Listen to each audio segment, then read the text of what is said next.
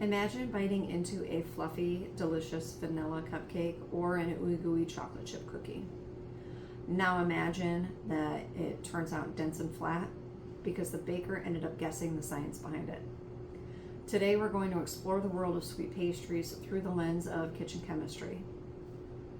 Baking is not just mixing ingredients together, it is a scientific experiment. And when you start to understand that and how the ingredients and the environments interact, we can actually see exactly why a pastry would succeed and why a pastry might actually fail. First part we're going to look at is fat in the creaming process. First, our chemistry exploration starts with butter. Skipping the proper creaming process of butter and sugar means that there's no trapped air, which in scientific terms is known as aeration. This ends up leaving you with a heavy, dense cake.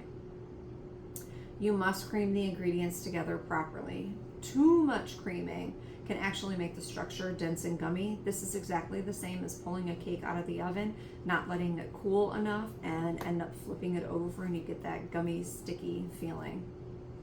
On the flip side though, too much creaming or too little creaming doesn't create that chemical reaction that we're actually looking for, and it ends up leaving your dessert flat.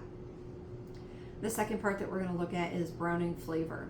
So beyond the texture, changing the molecular structure of the fats entirely transforms the flavor profile. So for cookies, when using brown butter instead of your standard softened butter or room temperature butter as it's also known, this triggers a nice slightly brown caramelization reaction. So as the milk, the sugars, and the butter all melt together and heat up in that oven, they oxidize and undergo a complex chemical breakdown. This scientific reaction actually unlocks a much stronger, advanced, and nuttier profile. Science gives us a completely different and better taste profile based on temperature alone. So the next part that we're going to look at is the oven and oven temperatures. The oven dial itself acts as a critical chemical controller. It alters the baking environment between 350, and 400 degrees, completely changing how the pastry bakes up. So baking at 300 degrees dries your pastries out. You may not think so, but it does, before they can rise properly. When you end up baking at 400 degrees, this burns the outside of the pastry, which ends up leaving the inside raw because the heat didn't transfer fast enough to the center.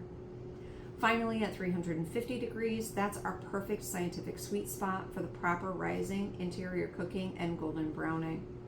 Some people invest in oven thermometers. I do because my oven temperature runs higher. So instead of a 350 degree oven, I actually need to put my temperature of my oven at 325. Ultimately, every step in the baking process actually dictates the final outcome of the pastries.